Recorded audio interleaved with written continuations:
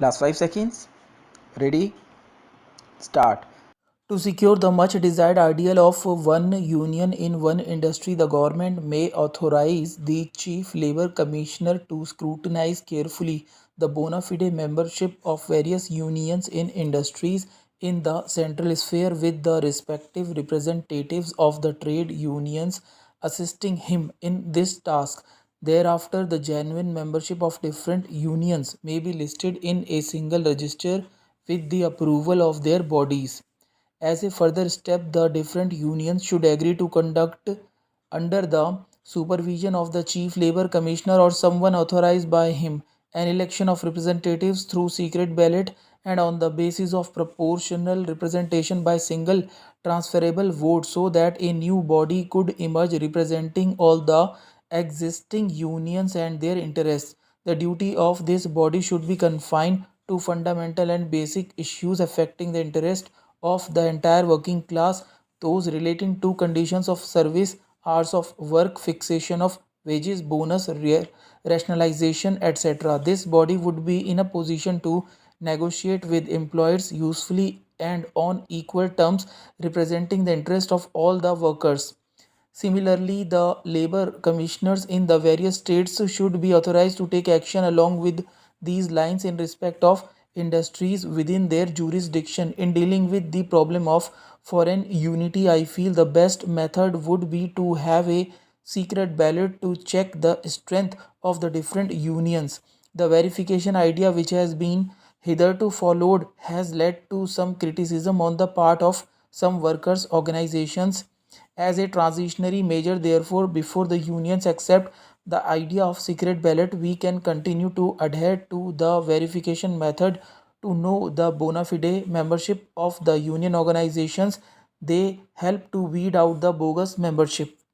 It is my great privilege to welcome you, Mr. President, and your eminent colleagues on behalf of the government and people of India. The friendly ties between India and Tanzania are happily getting stronger every day. The people of India have long recognized that in your life you have encompassed the struggle for freedom for your people and achievement in modernization of your nation after independence. You recall to us the life history of the father of our nation, Mahatma Gandhi. He forged this anti colonial weapon of civil disobedience on the soil of your great continent and saw the fulfillment of his dream of freedom for India. Excellency, your visit comes at a time when your people have reaffirmed their unbounded confidence in you by electing you as their president for the fourth time. This is a unique honor, and we join the people of Tanzania in offering you our felicitations. We, the people of the newly independent and developing countries, as you have so aptly observed, have our land or resources and our people as our main riches. Many money we may not have, but as you have declared that propounding the philosophy of socialism and self reliance for Tanzania, it is stupid to rely on money as the major instrument of development when we know only too well that our country is poor. It is equally even more stupid for us to imagine that we shall rid ourselves of our poverty through foreign financial assistance rather than our own financial resources. Your emphasis on self reliance, cooperation, and freedom from exploitation of the poor by the rich within a nation and in the community of nations finds its echoes in the hearts of millions of common people, not only in India but throughout the developing world. In today's world, when in spite of the UN Charter, a few countries have at their command 80% of the world trade, nearly 95% of the private investment in the world industry and technology, when they consume 70% of global resources, while two-thirds of the human race in the developing world lives in conditions of undernourishment and poverty, the importance of relying on our own human and material resources and our native exertions is truer today than a decade ago. There has long been an awareness about the growing gap between the affluent and developed countries. The talk of professions is less and less matched with commitment to action, heaped on the old maldistribution of financial resources and technology have fallen on some of us the new penalties from the world energy crisis. The Paris Conference on International Economic Cooperation has showed some perception of the world economic crisis, but we are a long way from achieving a just international social order.